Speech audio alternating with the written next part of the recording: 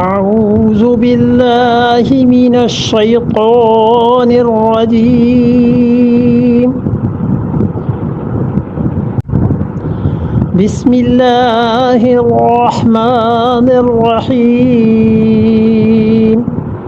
قل من يرزقكم من السماء والأرض أم من يملك السمع والأبصار ومن يخرج الحي من الميت ويخرج الميت ومن الحي ومن يدبر الأمر فسيقولون الله فقل أفلا تتقون۔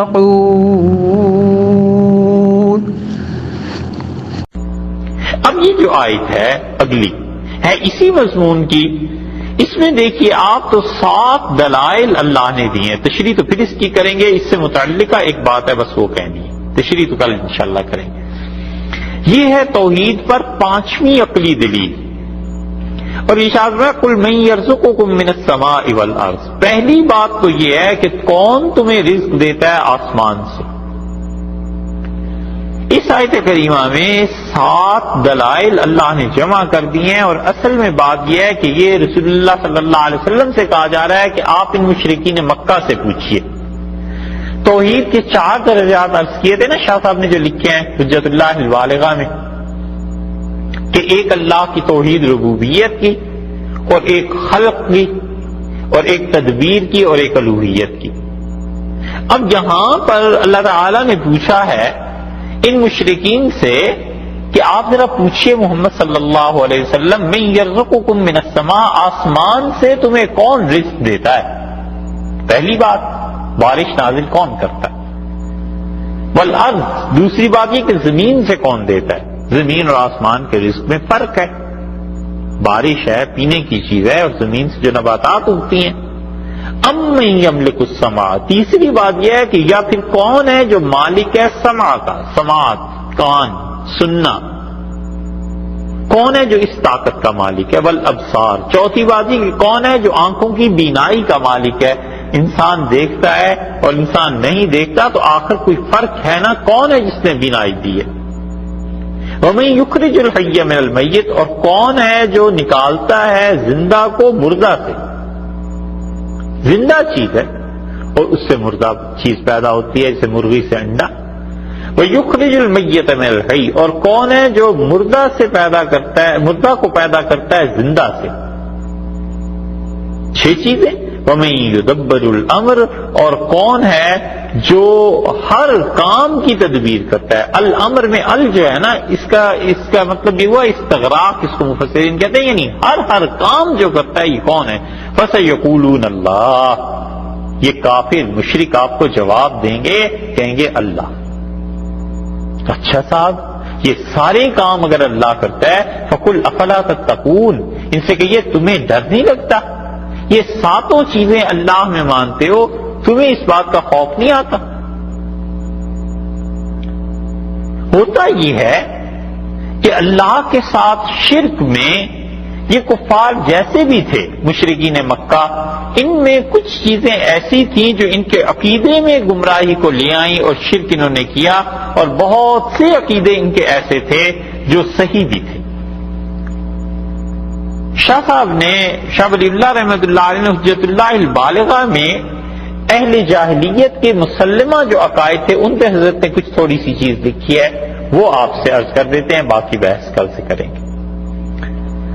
حضرت کہتے ہیں کہ مشرکین جو تھے ان کی گمراہی میں یہ بات تھی کہ وہ کہتے تھے کہ آسمان اور زمین ان سب چیزوں کا پیدا کرنے والا اللہ ہے، اور اس بات کے بھی قائل تھے کہ اللہ جس چیز کا ارادہ کر لے کوئی اسے توڑ نہیں سکتا۔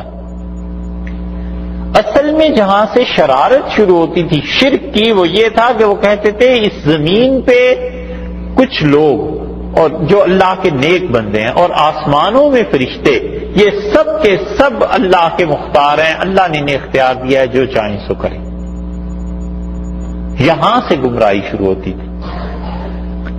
اور دوسرا عقیدہ ان مشرکین مکہ کا یہ تھا کہ اللہ کی جو صفات تھیں، بہت سی چیزیں اللہ کی پاکی بیان کرتے تھے، اللہ تعالی کے لیے ایسی باتیں نہیں کرتے تھے جن سے خدا کے ساتھ توہین اور ایسی چیزیں کو ولیعوذ باللہ کوئی چیز ہو، مگر انہوں نے کیا کیا کہ انہوں نے فرشتوں کو خدا کی بیٹیاں بنا دیا، فرشتوں کے متعلق یہ عقیدہ کر لیا۔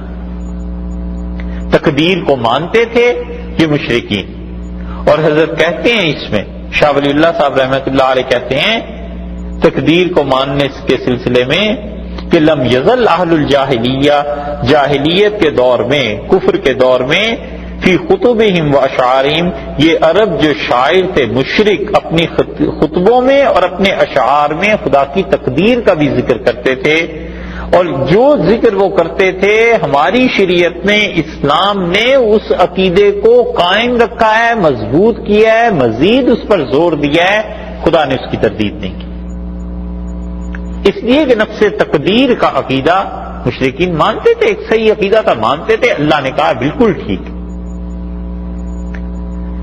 اور جہاں پر انہیں ٹھوکر لگتی تھی یہ کہتے تھے شاہ صاحب رحمۃ اللہ علیہ کے بقول کہ وہ کہتے تھے جس طرح دنیا میں بادشاہ ہوتے ہیں، ان کے دوست ہوتے ہیں، ان کے کچھ سفارشی ہوتے ہیں، کچھ وزیر ہوتے ہیں، بس ایسے ہی اللہ کے ہاں کچھ دوست بھی ہیں، کچھ ایسی چیزیں بھی ہیں، اور یہ اللہ تعالیٰ اپنے ان دوستوں کی مان جاتا ہے۔ اسی لیے جاہلیت کے دور میں یہ عقیدہ دیکھا ہے، اللہ نے فرمایا ان 7 باتوں کو پوچھیے تو کفار آگے سے کہتے ہیں یہ اللہ ہی کرتا ہے، بھئی جب اللہ ہی کرتا ہے تو اللہ نے فرمایا کہ تم کدھر جا رہے ہو، کیوں شرک کرتے ہو؟ حدیث میں بہت چیزیں اس پہ آئیں، حدیث میں آتا ہے دارمی جو تھے یہ امام بخاری رحمۃ اللہ علیہ کے ہم اثر ہیں، بڑے محدثین میں ان کا شمار ہوتا ہے، انہوں نے لکھا ہے کہ ملأ اعلیٰ اور عرش کے فرشتوں کا جو ذکر آیا ہے نا قرآن میں آیا نا، اللہ کے عرش کو 8 فرشتوں نے اٹھایا ہے، یہ اللہ کے عرش اٹھانے والے فرشتوں کا ذکر یہ زمانہ جاہلیت میں بھی ملتا ہے، کفر کے زمانے میں بھی۔ امیہ ایک شاعر تھا، دارمی میں آیا ہے کہ رسول اللہ صلی اللہ علیہ وسلم نے یہ شعر اس کے سنے اور اس کی تصدیق کی، حضرت نے نشار کو لکھا ہے، اس نے کہا رجل و ثور تحت رجل یمینہ، آدمی اور بیل آکس اللہ تعالی کے دائیں پیر کے نیچے ہیں، والنصر للأخرى اور کرگس خدا کے دوسرے پاؤں کے نیچے، کرگس کیا کہتے ہیں اسے،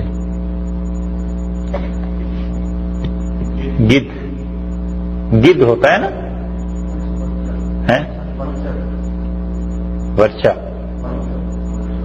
جو بھی ہوتا ہے، اچھا گدھ، اس نے کہا کہ اللہ کے دوسرے پاؤں کے نیچے وہ ہے، ولیس مرصد، اور پیچھے گھات میں ایک شیر بیٹھا ہوا ہے، رسول اللہ صلی اللہ علیہ وسلم نے فرمایا یہ سچ ہے،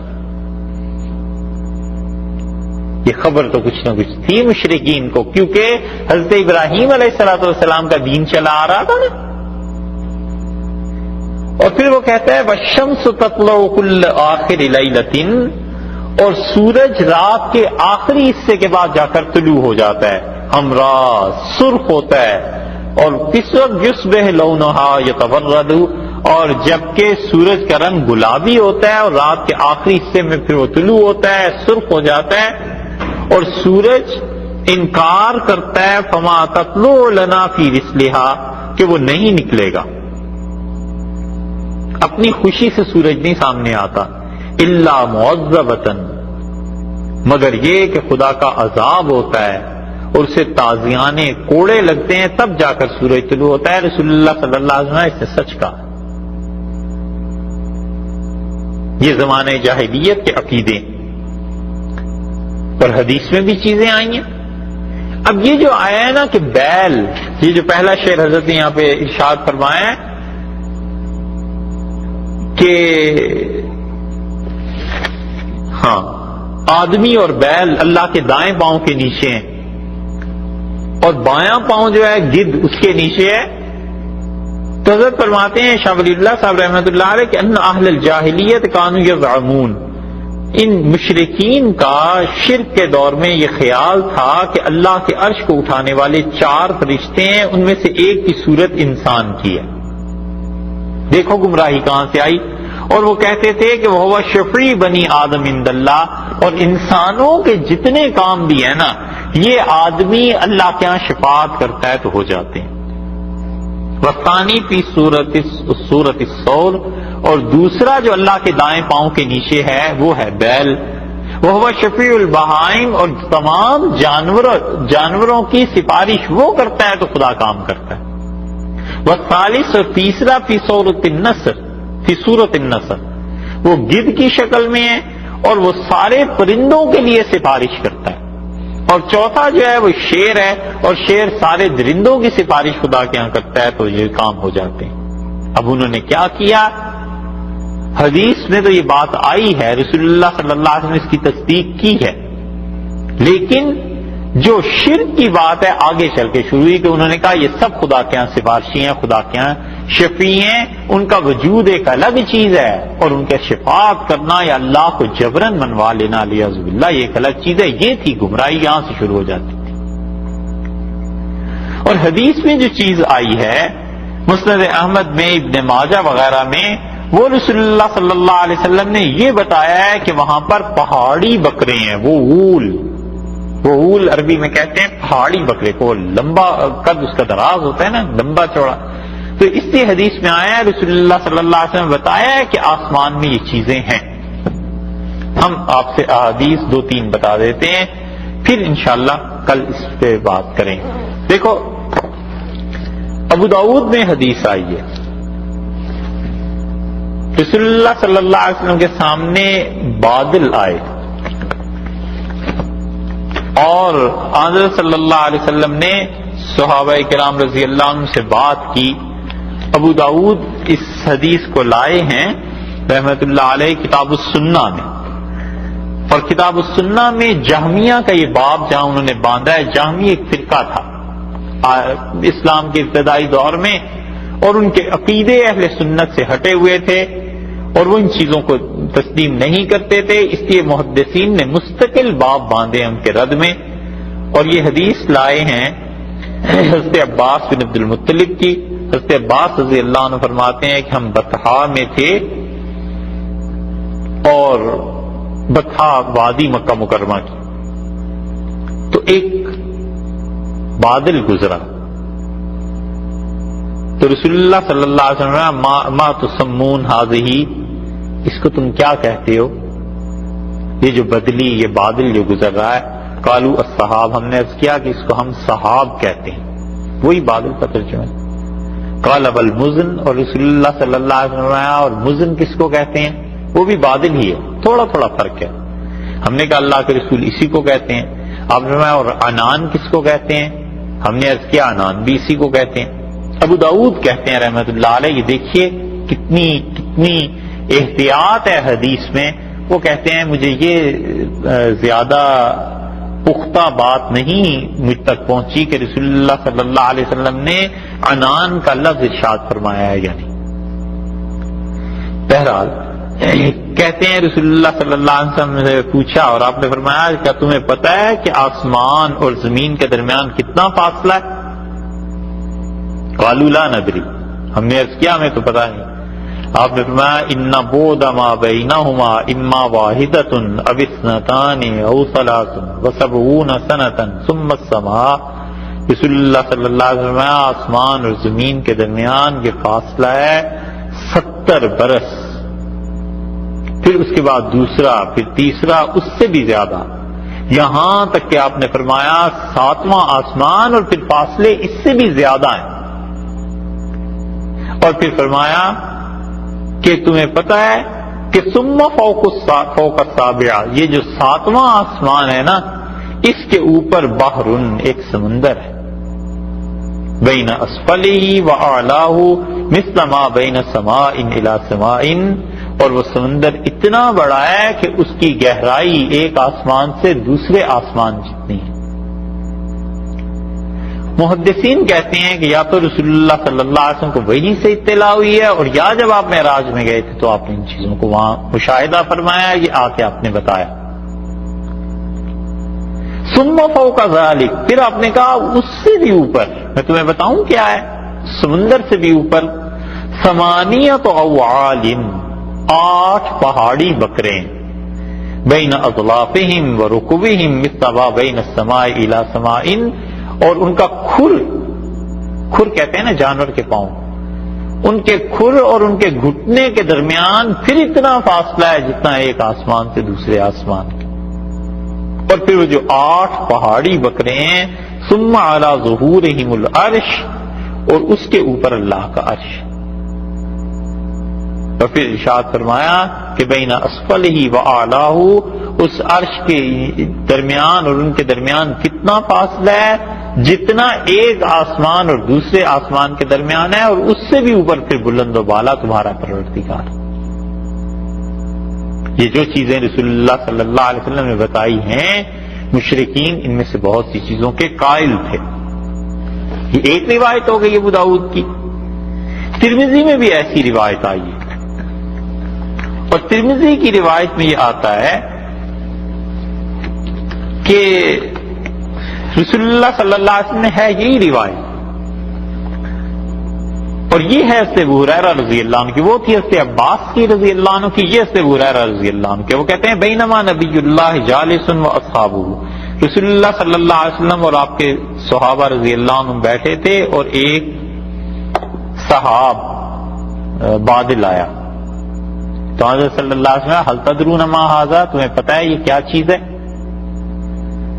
ہم نے کہا اللہ اور اس کے رسول صلی اللہ علیہ وسلم بہتر جانتے ہیں۔ آپ نے فرمایا یہ عنان ہے، بادلی کا دوسرا عربی میں سمجھ لیجئے نام، اور رسول اللہ صلی اللہ علیہ وسلم ان بادلوں کو اللہ چلا رہا ہے اس قوم کی طرف جنہوں نے کبھی خدا کا شکر ادا نہیں کیا، اور نہ ہی اللہ سے انہوں نے دعا مانگی ہے، اور تم جانتے ہو ان بادلوں سے اوپر کیا ہے؟ ہم نے عرض کیا کہ اللہ اور اس کے رسول صلی اللہ علیہ وسلم جانتے ہیں، تو آپ نے فرمایا، یہ امام ترمذی رحمۃ اللہ علیہ اس حدیث کو لائے ہیں جہاں قرآن پاک کی تفسیر انہوں نے بیان کی ہے نا سورہ حدید کی، اس میں ہم نے کہا جناب والا جانتے ہیں، تو رسول اللہ صلی اللہ علیہ وسلم اس کے بعد پھر آگے چل کر آسمان آ جاتا ہے، وَمَوْجٌ مَكْفُوفٌ، اور پھر ایک ایسے سمندر کی موج ہے جس نے اس کو بھی اپنے گھیرے میں لے رکھا ہے۔ ثم قال، پھر آپ نے ارشاد فرمایا هل تدرون کم بینکم و بینہا، تمہیں پتہ ہے تمہارے اور اس کے درمیان کتنا فاصلہ ہے؟ ہم نے عرض کیا اللہ اور اس کے رسول صلی اللہ علیہ وسلم بہتر جانتے ہیں، تو آپ نے فرمایا 500 برس اگر کوئی چلتا رہے تو جتنا فاصلہ طے کرے گا اتنا فاصلہ ہے تمہارے اور اس موج کے درمیان جس موج نے اس آسمان کو لپیٹ میں لے رکھا۔ پھر فرمایا تمہیں بتاؤں اس سے اوپر، یہ حدیث بڑی مشکل احادیث میں سے، تو رسول اللہ صلی اللہ علیہ وسلم نے پوچھا تمہیں بتاؤں؟ ہم نے عرض کیا جی، تو آپ نے فرمایا کہ اس کے اوپر 2 آسمان ہیں اور ان دونوں کے درمیان بھی 500 برس کا فاصلہ ہے، یہاں تک کہ رسول اللہ صلی اللہ علیہ وسلم نے 7 آسمان گنوائے، اور آپ نے فرمایا اس سے بھی اوپر چلے کا بتاؤں؟ فإن فوق ذلك العرش، وہاں پہنچ کر عرش آ جاتا ہے، اور عرش کے درمیان اور جو آخری آسمان ہے اس کے درمیان بھی اتنا فاصلہ ہے جتنا 2 آسمانوں کے درمیان۔ اور پھر رسول اللہ صلی اللہ علیہ وسلم هل تدرون ما الذي تحتكم، اور تم جانتے ہو تمہارے پاؤں کے نیچے کیا ہے؟ ہم نے عرض کیا اللہ اور اس کے رسول صلی اللہ علیہ وسلم کو بہتر علم ہے، تو آپ نے کہا فإنها الارض، یہ زمین ہے نا، اور پھر فرمایا تم جانتے ہو اس کے نیچے کیا ہے؟ اور پھر ارشاد فرمایا کہ اس کے نیچے ایک اور زمین ہے، اور اس زمین کے درمیان بھی 500 برس کا فاصلہ ہے، یہاں تک کہ آپ نے 7 زمینیں گنی، اور آپ نے ارشاد فرمایا کہ ہر زمین دوسری زمین سے 500 برس نیچے ہے، اور پھر آپ نے فرمایا والذی نفس محمد بیدہ، اس اللہ کی قسم جس کے قبضے میں محمد صلی اللہ علیہ وسلم کی جان ہے، اس خدا کی قسم لو انکم دلیتم بحبل الی الارض، تم اگر زمین پر رسی پھینکو نیچے، لہبط علی اللہ، تو وہ رسی اللہ تعالی پر جا کر گرے گی، بڑی مشکل حدیث. مگر بات تیسری بھی روایت دیکھ لیجئے. اب زمین کے نیچے زمین، پھر زمین، پھر زمین، ساتویں زمین کے بعد ارشاد میں رسی اگر پھینکو تو اللہ تعالیٰ پر جا گرے گی. تیسری روایت ابن ماجہ میں آئی، اور ابن ماجہ جہاں سے شروع ہوتی ہے اس کے مقدمے میں ابن ماجہ رحمت اللہ علیہ نے رد کیا ہے اصل میں جہمیہ کا، یہی جو فرقہ تھا، اور اس میں وہ بتاتے ہیں کہ رسول اللہ صلی اللہ علیہ وسلم نے کس چیز کے متعلق ارشاد فرمایا.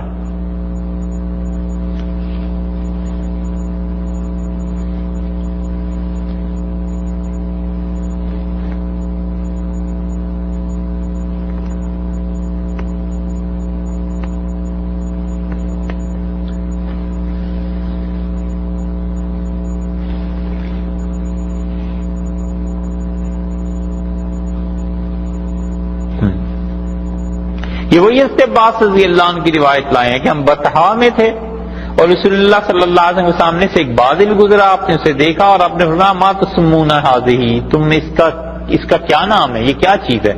ہم نے عرض کیا کہ بادل، سحاب. آپ نے فرمایا مزن بھی، ہم نے عرض کیا مزن. آپ نے فرمایا عنان بھی. تو ابو بکر جو اس حدیث کے راوی ہیں وہ کہتے ہیں کہ ہم نے عرض کیا کہ عنان بھی.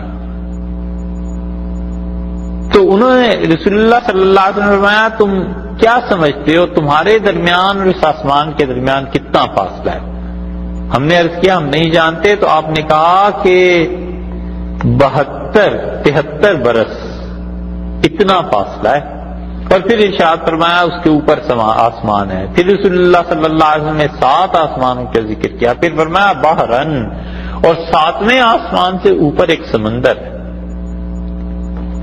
اور پھر اس سے بھی اوپر آپ نے فرمایا 8 اوال، 8 پہاڑی بکرے ہیں، اور بکرے کے کھر اور اس کے گھٹنے کے درمیان اتنا فاصلہ ہے جتنا ایک آسمان سے دوسرا آسمان. اور پھر ارشاد فرمایا ان کی پشت پر عرش ہے اللہ کا، اور ارشاد فرمایا کہ پھر اس سے بھی بلند و بالا تمہارے پروردگار کی ذات. یہ جو عقیدے کی چیزیں ہیں یہ مشرکین مکہ میں بہت سے اس کے قائل تھے. رسول اللہ صلی اللہ علیہ وسلم جو تصدیق کی کہ اللہ تعالیٰ کے ہاں ایسی ایسی چیزیں، یہ احادیث بھی آ گئی. پھر جھگڑا کس بات پہ پڑا؟ وہ چیز اللہ کی توحید، یہ جو تدبیر تھی نا وہیں یدبر الامر، یہ جھگڑے کی چیزیں آپ سے عرض کی نا کہ جہاں ایک بات کہ اللہ تعالیٰ کے ہاں یہ چیزیں، پھر وہ کہتے تھے ان کا خدا پر زور بھی چلتا ہے. فرشتے ہیں، وہ کہتے تھے اللہ کے ہاں فرشتے سفارشی بن جاتے ہیں.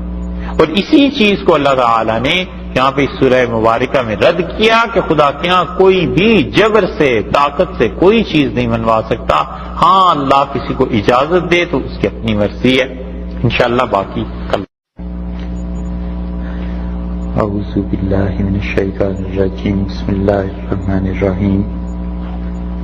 11ویں پارے میں سورہ یونس میں 31 نمبر آیت ہے، اور کل اس کے بارے میں بات چل رہی تھی کہ اللہ تعالی نے یہ بات ارشاد فرمائی حضور اقدس صلی اللہ علیہ وسلم سے کہ آپ ان کافروں سے یہ پوچھئے جو لوگ شرک کرتے ہیں کہ من یرزقکم من السماء والارض، کہ کون ہے جو آسمان سے تمہیں روزی دیتا ہے اور زمین سے. اللہ تعالی کی توحید، اس کی وحدانیت اور اس کے اکیلے لائق عبادت ہونے کے 7 دلائل اس آیت کریمہ میں ذکر فرمائے گئے. اور پہلی دلیل یہی تھی کہ آسمان سے اور زمین سے رزق کون دیتا ہے. اور یہ جتنے 7 دلائل ہیں یہ نہیں ہے کہ اللہ تعالی نے بغیر کسی ترتیب کے ہی بیان کر دیا ہو، بلکہ اس میں ایک خاص ترتیب شامل ہے. اور چونکہ انسان کے لیے بہت بڑا مسئلہ اس کے رزق کا ہے، کھانے پینے کا ہے، تو اس لیے پہلی بات یہ ارشاد فرما دی کہ ان سے پوچھئے کہ آسمان سے اور زمین سے تمہیں رزق کون دیتا ہے۔ اور اس کے بعد دوسری بات یہ کی کہ یہ حواس ظاہرہ جن پہ انسان کی زندگی کا دار و مدار ہے، اور اس میں بھی سماعت اور بصارت، خاص طور سے کہ انسان سنتا ہے اور دیکھتا ہے، اگر اس کی سماعت اور بصارت معطل ہو جائے اور وہ نہ سن سکے اور نہ دیکھ سکے تو زندگی کے بہت سے کام اس انسان کے رہ جائیں اور وہ گویا کہ ایک بیکار آدمی کی طرح ہو جائے۔ تو اس لیے دوسری بات یہ فرمائی کہ حواس ظاہری جو ہیں ان کے متعلق تم بتاؤ کہ اس کا مالک کون ہے۔ تیسری چیز یہ ارشاد فرمائی کہ دیکھو حیات اور موت کا پورا نظام، اس کا مالک کون ہے، زندگی کس کے حکم سے وجود میں آتی ہے اور موت کس کے حکم سے وہاں سے چلتی ہے اور انسان پر صادر ہوتی ہے یا وارد ہوتی ہے۔ اور پھر چوتھی دلیل گویا کہ یہ فرما دی کہ وَمَن يُدَبِّرُ الْأَمْرَ، کون ہے جو مختلف امور کا انتظام کرتا ہے۔ اور الامر میں الف لام جو لائے ہیں تو اس کا مطلب یہ ہے کہ ہر چھوٹے سے چھوٹا کام، بڑے سے بڑا کام، یہ ال جو ہے یہاں پر یہ استغراق کا نفع دیتا ہے، یعنی ہر کام اس دنیا میں جو تم دیکھتے ہو وہ اللہ کی جانب سے کیا جاتا ہے، وہ تدبیر ہے، خدا نے اس کائنات کو چلانے کے لیے ایک نظام رکھا ہے۔ تو اللہ کے علاوہ کیا اور بھی کوئی مدبر ہے یا نہیں ہے؟ اس لیے وہ جو تشریح پہلے عرض کی تھی کہ شاہ صاحب رحمۃ اللہ علیہ نے یہ لکھا کہ اللہ کی توحید کے 4 درجات ہیں، اور توحید خلق میں اور توحید الوہیت میں سارے لوگ اس پہ متفق ہیں کہ اللہ ہی ہے۔ تو یہاں پہ توحید خلق کا بیان ہے کہ ان سب چیزوں کی تخلیق کس نے کی، تو یہ توحید خلق میں تو مشرکین ظاہر ہے کہ اس بات کے قائل تھے۔ اب اس پر ایک سوال یہ پیدا ہوتا ہے کہ 30ویں پارے میں یہاں پر تو اللہ تعالی نے فرمایا کہ وَمَن يُدَبِّرُ الْأَمْرَ، کون ہے جو کاموں کی تدبیر کرتا ہے، فَسَيَقُولُونَ اللَّهُ، وہ کہیں گے کہ اللہ ہی ہے اور اللہ کے علاوہ کوئی نہیں ہے۔ اور جب ہم 30ویں پارے میں سورہ والنازعات دیکھتے ہیں تو وہاں اللہ تعالیٰ نے فرمایا ہے کہ والنازعات غرقا والناشطات نشطا والسابحات سبحا فالسابقات سبقا فالمدبرات امرا، اور قسم ہے ان فرشتوں کی جو کاموں کی تدبیر کرتے ہیں۔ اور یہ بہت بڑا علم ہے کہ کسی شخص کی نظر پورے قرآن پاک پر ہو اور اسے اندازہ ہو، پتہ ہو کہ ایک جگہ جو اللہ نے بات ارشاد فرمائی ہے اور دوسری جگہ جو ارشاد فرمائی ہے تو دونوں میں بظاہر آپس میں ٹکراؤ ہے، اور اس کا اصل حل کیا ہے۔ اتنی متعدد چیزیں یہ ملیں گی کہ خدا کا خاص انعام ہو تو جا کر کہیں یہ علم حاصل ہوتا ہے۔ اور مفسرین نے قرآن پاک کا ایک ایک حرف اور ایک ایک لفظ چھان مارا ہے، اور اسی لیے انہوں نے اپنی کتابوں میں کھل کے ان شبہات کا اظہار کیا ہے جو کسی بھی قاری کے ذہن میں پیدا ہو سکتے ہیں۔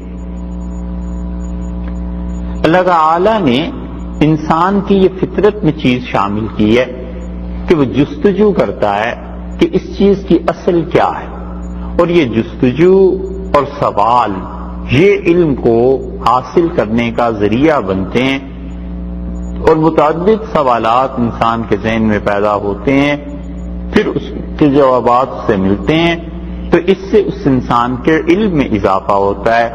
اسی لیے سوالات کرنے والوں کی ایک قسم تو وہ ہے جو کتاب و سنت میں آتی ہے کہ وہ سوال اس لیے نہیں کرتے کہ انہیں علم حاصل کرنا ہے، سوال اس لیے کرتے ہیں کہ انہیں دوسرے کو شرمندہ کرنا۔ اسلام پہ اعتراض اس لیے نہیں کرتے کہ انہیں اس کا حل چاہیے، بلکہ وہ یہ چاہتے ہیں کہ جواب دینے والا چپ ہو جائے اور یہ چیز غلط ہے. اللہ نے نہ صرف یہ مذمت کی ہے بلکہ بڑی شدید نفرت کا بھی اظہار فرمایا ہے ایسے لوگوں سے. اور اللہ تعالیٰ نے بتایا ہے کہ یہ لوگ اگر چاہیں کہ اللہ ہار جائے تو اللہ ہرگز ہارنے والا نہیں.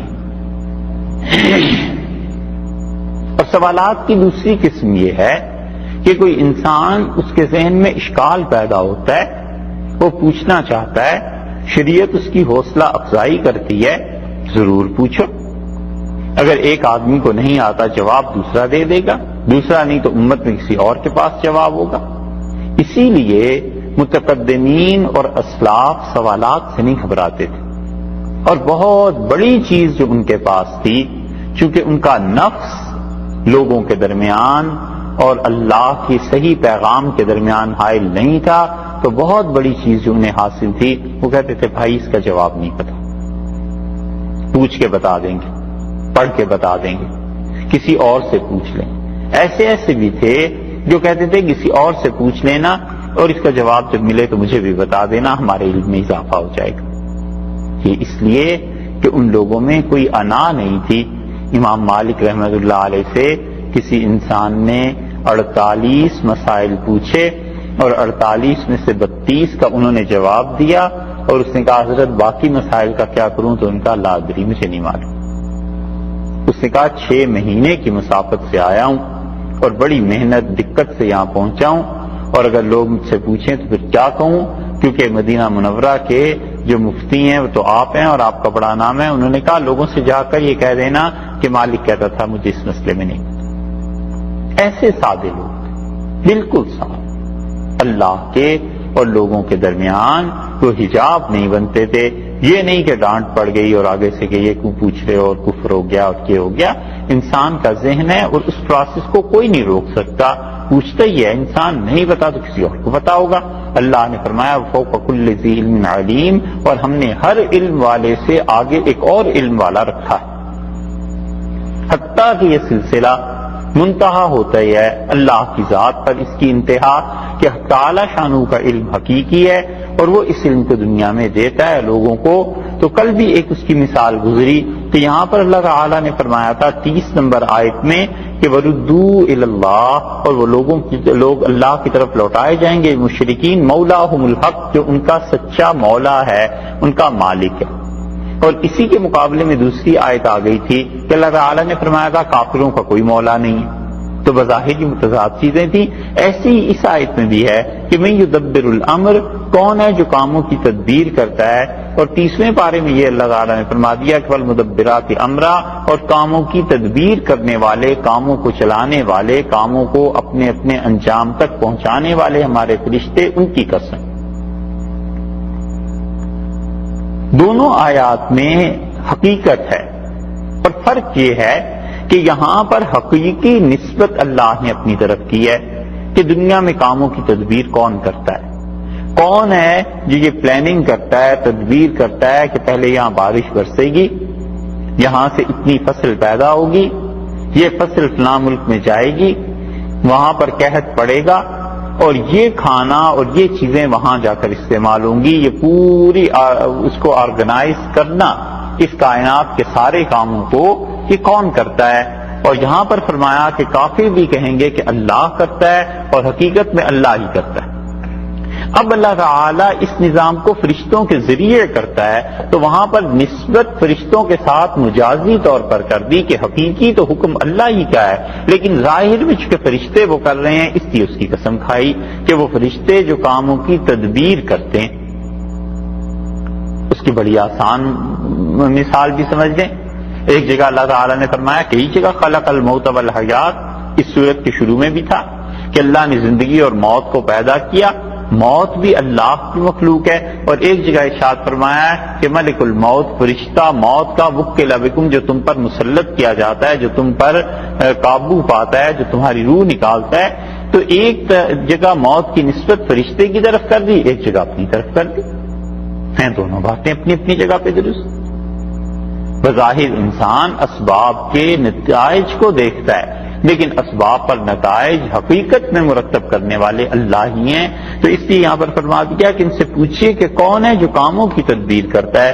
بس یقولون اللہ، کہتے ہیں اللہ ہی ہے جو ان سارے کاموں کی تدبیر کرتا ہے، چھوٹے بڑے سب کام اللہ کے اختیار میں ہیں. فقل، آپ ان سے پوچھیے افلا تتقون، کیوں نہیں بچتے ہو؟ تقوی کا اگر لغوی معنی یہاں لیں تو اس کا مطلب یہ ہو گیا کہ تم کیوں نہیں شرک کے افعال سے بچتے. جب تمہیں پتا ہے کہ یہ توحید خلق اللہ ہی کے ساتھ ہے تو تم اس سے آگے ترقی کرو، اور آگے کی ترقی یہ ہے کہ توحید الوہیت پہ آ جاؤ کہ اللہ ہی کے پاس جب سارے کام ہیں تو عبادت بھی لہذا اسی کی ہونی چاہیے.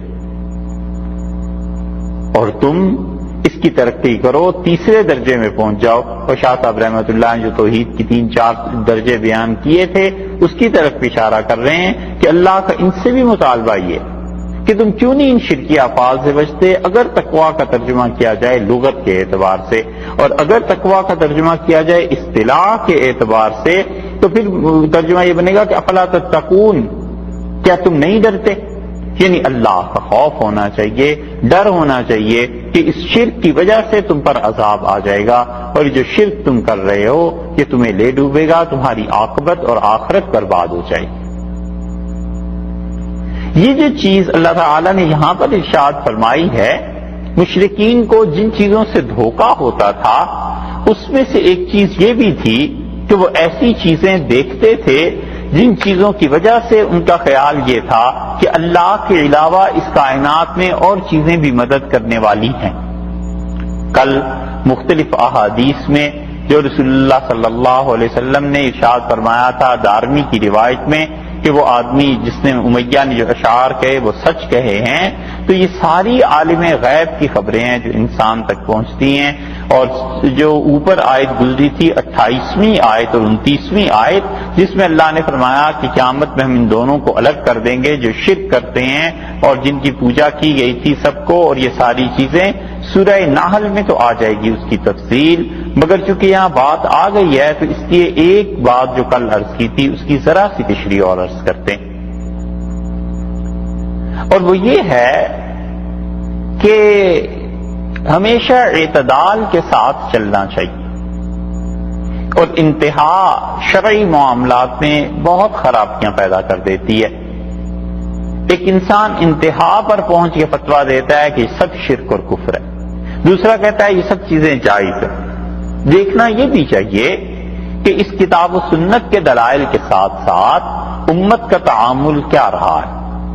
بہت سے لوگ آپ کو ملیں گے جو یہ کہتے ہیں کہ ہم نے اپنے شیخ کو خواب میں دیکھا، انہوں نے میری مدد کی، فلاں بزرگ جو تھے انہوں نے ہماری مدد کی، فلاں جو ہستی تھی اس نے اس طرح میں بیٹے کی خوشخبری دی اور بیٹا ہوا، فلاں جو ہستی تھی اس نے اولاد کی خوشخبری دی تھی اولاد ہو گئی، فلاں جو بزرگ تھے انہوں نے یہ بتایا کہ یہاں پر قحط پڑنے والا ہے یا یہاں پر فسادات ہونے والے ہیں اور وہ واقعی ہو گئے. اس قسم کی چیزوں سے ایک گروہ تو وہ ہو گیا امت میں جنہوں نے یہ طے کر لیا کہ ان اولیاء کرام کو اللہ نے ضرور اختیار دیے اور یہ اپنے اختیارات کو استعمال کرتے ہیں، جہاں چاہیں فساد ہو جاتا ہے، جہاں وہ نہ چاہیں فساد نہیں ہو سکتا، جس کو چاہیں اولاد دیں، جس کو چاہیں رزق دیں. ایک پورا طبقہ وہ ہو گیا. اور ایک گروہ ہو گیا جنہوں نے سرے سے اس چیز کا انکار کر دیا اور انہوں نے کہا ایسے ہوتا ہی نہیں. اور یہ شیطان ہے جو مختلف شکلوں میں آ کر انسانوں کو گمراہ کرتا ہے. اور تو اور شیخ الاسلام ابن تیمیہ رحمۃ اللہ علیہ نے اس بارے میں بڑے شدید الفاظ لکھے ہیں، وہ انہی کے ساتھ ہیں اور اسی کے قائل ہیں کہ وہ کہتے ہیں ان چیزوں کی کوئی حقیقت نہیں ہے، شیطان آتا ہے اور اپنی طرف سے یہ چیزیں کرتا ہے. اب یہ جو دونوں انتہائیں ہیں اس کے بیچ کا بھی ایک راستہ ہے جو امت میں بہت سے حضرات نے اپنایا ہے، اور خیال یہ ہے کہ بس اس راستے پہ انسان کو رہنا چاہیے. اور جتنے فرقے اب امت میں بن گئے ہیں اب ان کا مٹنا ممکن نہیں، اب یہ نہیں ختم ہوتے. اللہ ہی ہے کوئی ایسی صورت تو کرے وگرنہ بس اب تو دعا یہی کرنی چاہیے کہ خدا اس امت میں مزید کوئی نیا فرقہ نہ بنا دے، اور خدا کسی کو توفیق نہ دے اور خدا ہدایت دے، لوگ آئندہ نئے فرقوں کی طرف نہ آئیں، وگرنہ اب تک جتنی تفریق ہو گئی ہے اب ممکن نہیں ہے ان چیزوں کا مٹا دینا۔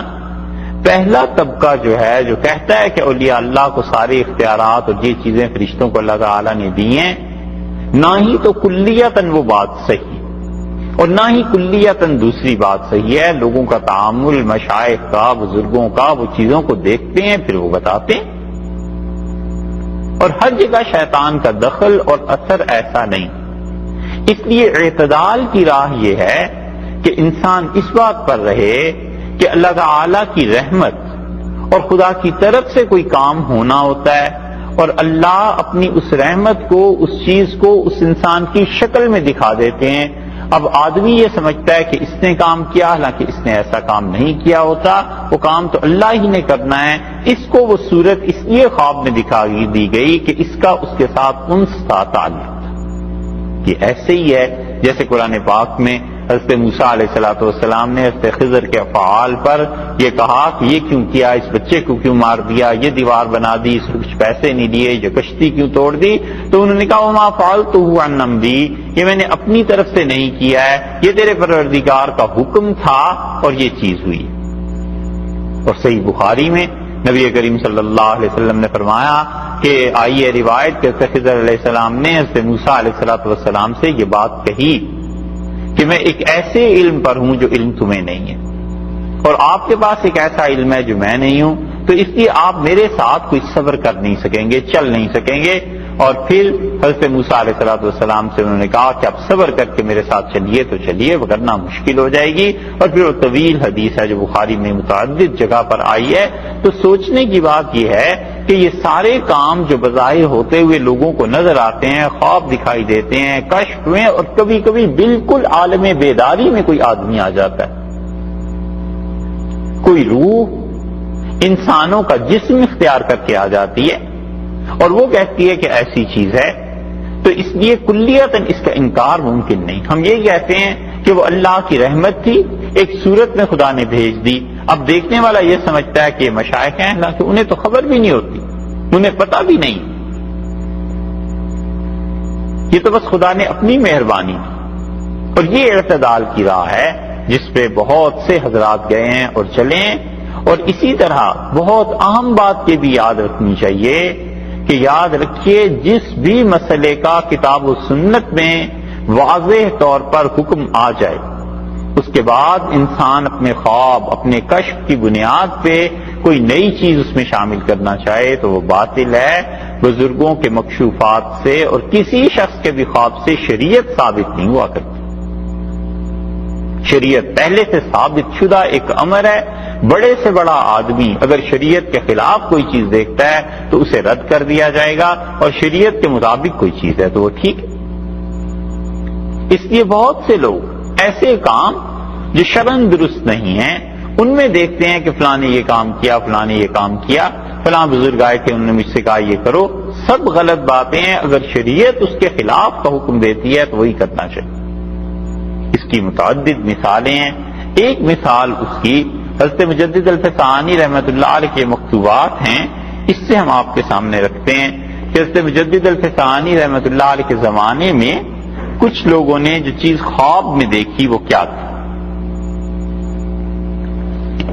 اور انہوں نے حضرت مجدد الفسانی رحمۃ اللہ علیہ کے ہاں، اور یہ سلسلہ نقشبندیہ کے جتنے اکابر تھے ان سب کے ہاں یہ بات منع تھی کہ وہ کہتے تھے کہ بالکل اشعار جو اچھی آواز سے پڑھے جاتے ہیں یہ بھی نہ پڑھو، اور ان کا اپنا مسلک تھا۔ وہ کہتے تھے آج ہم ان اشعار کی اجازت دے دیں اچھی آواز سے پڑھنے میں، وہ خدا کی حمد پہ مشتمل ہوں، رسول اللہ صلی اللہ علیہ وسلم کی تعریف پہ مشتمل ہوں، ایسی چیزیں ہوں، تو کل کو اس کے ساتھ ساز اور آواز شروع ہو جائے گا، اور یہ چیز شریعت اسے جائز قرار نہیں دیتی۔ اور نقشبندی سلسلے میں ان حضرات کو بڑا اس بات کا اہتمام تھا کہ کوئی ایسی چیز نہ آئے، اور انہی کے مقابلے میں اسی وقت کے مشائخ وہ کہتے تھے اس میں کوئی حرج نہیں، اور جتنے کام مباح ہیں ان میں حقیقت میں شریعت میں یہی ہوتا ہے کہ مباح کام جو ہوا کرتے ہیں اس کو بعض لوگ جائز کہتے ہیں، بعض کہتے ہیں کہ پہلے ہی روک لو، انہیں اجازت نہ دو ورنہ یہ آگے بڑھ جائیں گے۔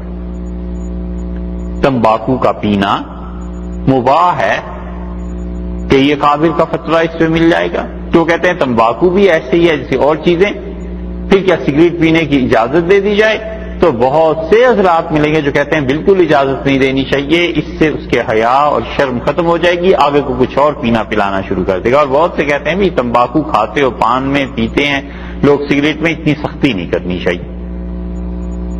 اپنے اپنے ذوق کی بات ہے، حالات کی بھی بات ہے، پھر جس کو منع کرنا ہے وہ کیا تربیت کر رہے ہیں اس کی، نہیں کر رہے یہ بھی بات ہے، مختلف فیکٹرز اس میں جمع ہو جاتے ہیں۔ حضرت مجدد رحمۃ اللہ علیہ کو کسی نے لکھا ہے کہ ہم جو میلاد وغیرہ کی محفلیں منعقد کرتے ہیں، نبی کریم صلی اللہ علیہ وسلم کو دیکھا کہ وہ ان چیزوں سے بڑے خوش تھے، اور دہلی کا واقعہ ہے جہاں پر یہ بات ہوئی ہے۔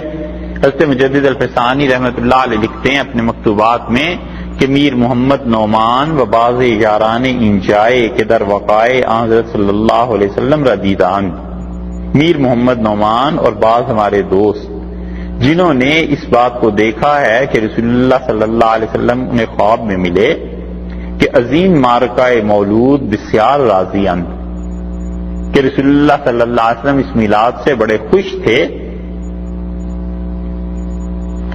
برینہا ترک شنودن مولود بسے مشکل است، فرماتے ہیں بڑا مشکل ہے میرے لیے، مخدومہ میرے مخدوم اگر وقائع را اعتبار بود، اگر اس قسم کی چیزوں کا اعتبار کر لیا جائے، و برمنامات اعتماد باشد، اور خوابوں پر مسئلے کا اعتماد کر لیا جائے کہ جو کسی کو خواب میں نظر آیا بس کر گزرے، مریدان را با پیران ہیچ احتیاج نہ باشد، مریدوں کو پھر پیروں کی ضرورت ہی نہیں رہتی، پھر کسی کو کسی کی ضرورت ہی نہیں، اپنے پاس سے ہی شریعت بنا لے گا نا۔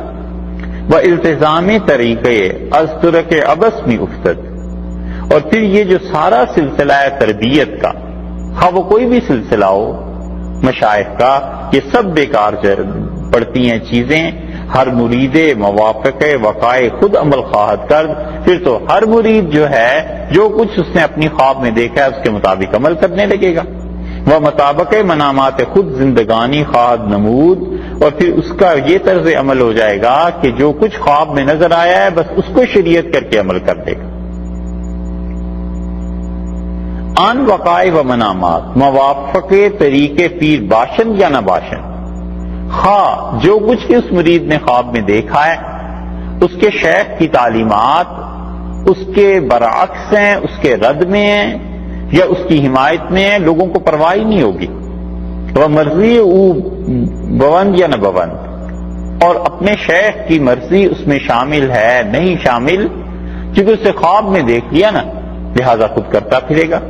بر ان تقدیر اگر یہ مان لیا جائے کہ خوابوں کے ذریعے ہی شریعت کو ثابت کرنا ہے، سلسلہ پیری اور مریدی برہم میں خورد، تو یہ دنیا میں پیری اور مریدی کے جو سلسلے ہیں سب ختم ہو جائیں گے۔ وہ ہر بھول ہوسے بوضع خود مستقل میں گردد، اور ہر کوئی آدمی جو اپنے نفس کا غلام ہے وہ ایسی خوابوں کی بنیاد پر خود کام کرنے لگے گا۔ وہ مرید صادق، اور جو لوگ صحیح ہیں مرید ہیں اپنے مشائخ کے، ہزار وقائرہ اس قسم کے ہزار خواب، ہزار چیزیں، باوجود پیر جب ان کے شیخ زندہ ہوں، بنیم جو نمی خورد، ایک جو کے برابر اسے وقت نہیں دیتے۔ باغلے جو ہوتا ہے، فرمایا اگر شیخ زندہ ہو اور ان کے ساتھ تربیت میں رہنا ہے تو اس قسم کے جو خواب تم لوگ بتا رہے ہو، ایسے خوابوں کو ایک جو کے برابر کوئی نہیں اہمیت دیتا۔ وہ طالب رشید بدولت حضور پیر منامات را از غاث احلام میں شمرد، اور جو شخص صحیح راہ پر چلتا ہے اپنے شیخ کی موجودگی میں اس قسم کے خواب وہ سمجھتا ہے بیکار اور فضول چیزیں ہیں، مجھے ان خوابوں پہ اپنے دین اور عقیدے کی بنیاد نہیں رکھنی، بلکہ جہاں سے رہنمائی مل رہی ہے وہاں جانا ہے۔ وہی التفات بآن نمی نمایت، اور کوئی التفات وہ نہیں کرتا ایسے خواب کی طرف۔ شیطان لعین دشمن است قوی، شیطان مردود جو ہے وہ بڑا سخت دشمن ہے انسان کا، منتہیان از قید او ایمن نیستن، اور جن لوگوں کو اللہ کا قرب حقیقتاً نصیب تھا وہ کبھی اس شیطان کے مکر سے بے خوف نہیں ہوئے اور اس کے مکر سے، شیطان کی تدبیروں سے ہمیشہ لرزتے رہے ہیں۔ اور جو لوگ ابھی ان طریقوں کی ابتدا میں ہیں، تربیت کے مراحل میں ہیں، اور جو تربیت کے مراحل کے درمیان پہنچ چکے ہیں چگویت، ان کے بارے میں تو کہنا ہی کیا۔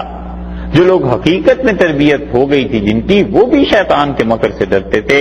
غایتم ما فی الباب، زیادہ سے زیادہ تم یہ کہہ سکتے ہو کہ منتہیان محفوظاً، جن لوگوں کی تربیت ہو گئی وہ گناہوں سے محفوظ ہو گئے اور شیطان کے غلبے سے ان کی حفاظت ہو گئی، لیکن جو لوگ ابھی جن کی تربیت کا آغاز ہے اور جو چل رہے ہیں، ان کے لیے وقائے ایشان شایان اعتماد نہ باشن، انہیں چاہیے اس قسم کے خواب، اس قسم کی چیزوں پر ہرگز اعتبار نہ کریں، اور دشمن جو شیطان ہے اس سے وہ محفوظ نہیں رہ سکتے۔ اسی مکتوب کے آخر پہ حضرت مجدد رحمۃ اللہ نے کافی طویل خط لکھا ہے، اب یہ سارا پڑھ کے سنانے کے لیے تو بڑا وقت چاہیے۔ فرماتے ہیں یہ جو اچھی آواز سے اشعار پڑھنا ہے، حضرت خواجہ نقشبند قدس سرہ فرمودند، ہمارے شیخ خواجہ نقشبند بہاؤالدین نقشبند رحمۃ اللہ جہاں سے یہ سلسلہ چلا ہے، وہ فرمایا کرتے تھے کہ ماں نہ انکار می کنیم و نہ انکار می کنیم، نہ ہم یہ کام کرتے ہیں اور نہ ہی انکار کرتے ہیں۔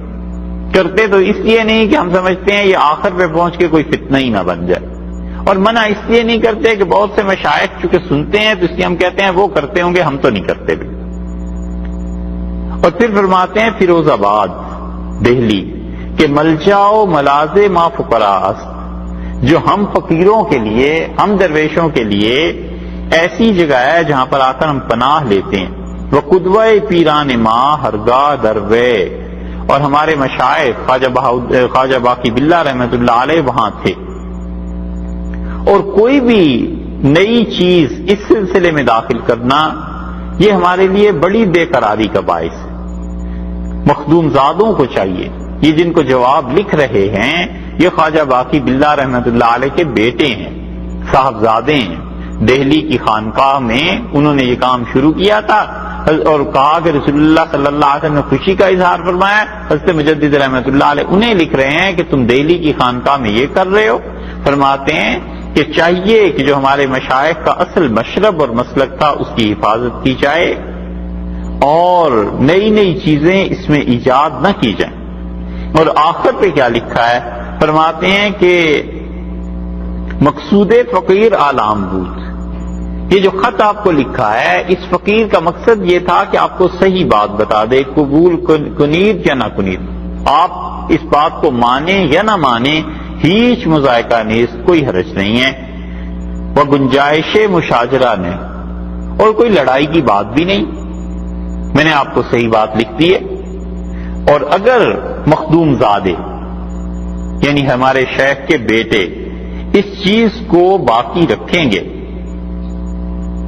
برہمان وضع مستقیم باشند، پر ہماری بات نہیں سنیں گے، صحیح کام نہیں کریں گے، ما فقیران از صحبت ایشان، تو ہم فقیروں کے لیے دہلی میں یہ خانقاہ غیر از حرمان چارہ نیست، بس پھر کوئی حل نہیں ہے سوائے اس کے کہ آئندہ ہم وہاں نہیں آئیں گے۔ زیادہ اچھے تصدیق دہد، زیادہ آپ کے سر میں درد ہوگا، یعنی کیا درد سر کا باعث بنوں، ہم آئیں گے ہی۔ یہ ہے وہ چیز۔ اور اس کی ایک اور مثال آپ سے عرض کریں، ہمارے یہاں ایک تفسیر لکھی گئی تدبر قرآن، امین حسن اصلاحی صاحب نے لکھی تھی، اور امین حسن صاحب کا حال آخری زندگی میں یہ ہو گیا کہ وہ حدیث کا انکار کرنے پہ آ گئے تھے، بہت سی احادیث کا وہ انکار کرتے تھے، اور تدبر قرآن چھپی ہوئی ہے، آپ پڑھ سکتے ہیں اسے، 9 جلدوں میں 100 حدیثیں بھی نہیں ملیں گی،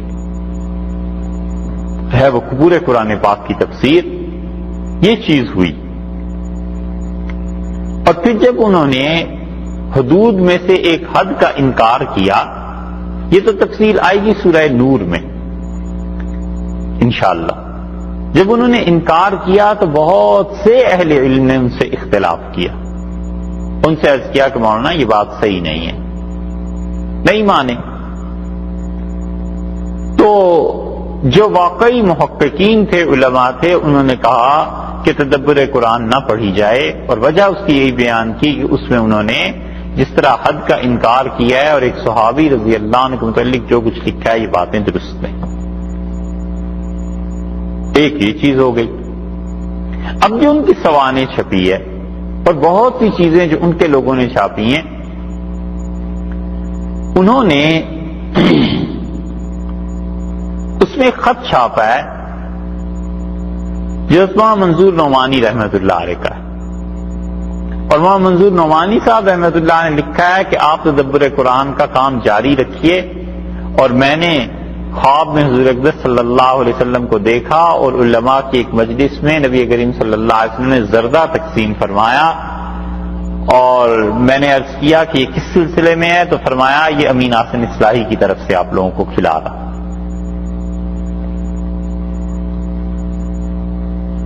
یہ جو خط تھا یہ چھپ گیا ہے، پڑھا ہم نے، تو ہم نے سوچا کہ مولانا منظور نعمانی صاحب رحمت اللہ علیہ اس مقام کے آدمی ہی نہیں تھے کہ وہ کوئی جھوٹ بولتے اپنی طرف سے گھڑتے، اور دوسری طرف تدبر قرآن کا یہ حال ہے. تو آخر مسئلہ کیا تھا؟ تو خیال آیا کہ تدبر قرآن کا جب آغاز ہوا تھا، جب 1-2 جلدیں اس کی ابتدائی لکھی گئی تھیں، اس وقت کا یہ خط ہوگا، اور اس وقت وہ واقعی ٹھیک تھے. یہ تو خرابی آئی ہے بعد میں چل کے. یہ تو تعویل یا توجیہ یا واقعہ امر واقعہ آپ کے سامنے اس لیے رکھ دیا کہ یہ بات ایک ہے، لیکن عام عوام میں جب لوگوں میں بات آتی ہے تو وہ اس خط کو پڑھ کے کہیں گے تدبر قرآن تو بالکل ٹھیک ہے جی، رسول اللہ صلی اللہ علیہ وسلم نے اس کی گارنٹی دی ہے، منظوری دی خواب میں، اور مولانا منظور نعمانی صاحب کو خواب میں آئے تھے. عام آدمی تو یہی سوچتا ہے. یہ دونوں واقعات حضرت مجدد رحمت اللہ علیہ کی عبارت اور یہ واقعہ اس لیے آپ سے عرض کیا ہے کہ کبھی بھی جو چیز شریعت سے ثابت ہو جائے کتاب و سنت سے، خواب کسی بھی آدمی کا اس کے برعکس آئے اس پہ بھروسہ نہیں کرنا چاہیے، نہ گتھی سلجھے اس کی.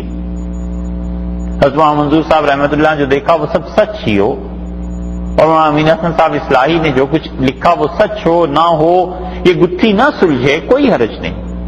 نہ قیامت میں اس کی پوچھ ہے، نہ قبر میں پوچھ ہے، نہ کوئی شرعی چیز ہے، نہیں گتھی سلجھتی نہ سلجھے. ہمیں تو بس وہ چیز دیکھنی ہے جو کتاب سنت اور ائمہ مجتہدین کے اجتہاد سے ثابت ہے. ان باتوں کو بقول حضرت مجدد رحمت اللہ علیہ کے آدھے جو کے برابر کوئی نہیں خریدتا. اور یہ اصول ہے وہ تمام خواب جو لوگوں کو دکھائی دیتے ہیں اور رسول اللہ صلی اللہ علیہ وسلم یا کسی بھی شخصیت کو وہ دیکھتے ہیں جو انہیں حکم کرتی ہے شریعت کے خلاف چیزوں کا، تو اس خواب کا کوئی اعتبار نہیں ہے. اصل چیز شریعت ہے، اسے ہی دیکھا جائے گا. تو مشرکین کو جو ٹھوکر لگی تھی وہ اسی معاملے میں کہ وہ دیکھتے تھے ان چیزوں کو، جنات انسانوں کی صورت میں ان کے سامنے آ جاتے تھے. حضرت عمر رضی اللہ عنہ ایک روایت میں آتا ہے، اگرچہ اس کی سند پہ لوگوں نے بحث کی ہے، وہ خود فرماتے تھے کہ میں نے ایک مرتبہ ایک جن کی آواز سنی اور اس نے کہا کہ ایسے ایسے ایک آدمی عربوں میں آیا ہے اور تم اس سے بے خبر ہو. تو مراد اس کی رسول اللہ صلی اللہ علیہ وسلم تھے. جنات ایسے کام کرتے ہیں. اور بیت المقدس میں اب تک وہ عیسائی جن کا تعلق ایک خاص جگہ سے ہے، جن کے لیے آگ نازل ہوتی ہے، شامی نہیں ہے، عیسائی ہیں، ایک خاص فرقہ ہے ان کا. یہ بوسنیا کے قریب وہ جگہ ہے، آرمینیا کے جو عیسائی ہیں ان کے لیے اب تک بیت المقدس میں آگ نازل ہوتی ہے آسمان سے. اب یہ تو کوئی تحقیق کرے کہ ان کے کس نبی علیہ الصلوۃ والسلام کے ساتھ اللہ نے وعدہ کیا ہوگا کہ قیامت تک آگ آتی رہے گی. وہ ایک خاص جگہ ہے اور وہاں آگ آتی ہے آسمان سے. ہزاروں نہیں لاکھوں لوگوں نے اسے دیکھا اور لوگ جاتے ہیں اس آگ سے مشعل کو روشن کرتے ہیں. یہ سب چیزیں ایسی ہیں کہ بظاہر انسانوں کو نظر آتی ہیں، لیکن ان چیزوں کی بنیاد پہ خدا کے قطعی حکم کو نہیں چھوڑا جا سکتا جو وہی رسول اللہ صلی اللہ علیہ وسلم پر آئی ہے. اگر یہ چیزیں اس کے مطابق ہیں تو ٹھیک، اور اگر نہیں ہیں تو ہم ان چیزوں کے زیادہ سے زیادہ یہ کر سکتے ہیں کہ بس پھر خاموش رہیں گے، مگر یہ نہیں ہو سکتا کہ کتاب و سنت کو چھوڑ دیا جائے. وگرنہ تو جنات اور شیاطین کو اور مختلف جو چیزیں ہیں ان کو لوگوں کو گمراہ کرنے کا زیادہ موقع ملے گا. سورہ نحل میں آگے چل کے اس پہ پھر بات انشاءاللہ آ جائے گی. اللہ تعالی نے فرمایا کہ فَقُلْ أَفَلَا تَتَّقُونَ، ان سے کہیے کہ کیا تم ڈرتے نہیں ہو، بچتے نہیں ہو. دونوں ترجمے، ایک ترجمہ یہ کہ تم بچتے نہیں ہو ان شرکیہ افعال سے، یہ شرک کے کام ہیں ان سے بچو، اور ایک یہ کہ تم ڈرتے نہیں ہو اللہ کی گرفت سے کہ اس شرک پہ اللہ کا عذاب آ جائے گا.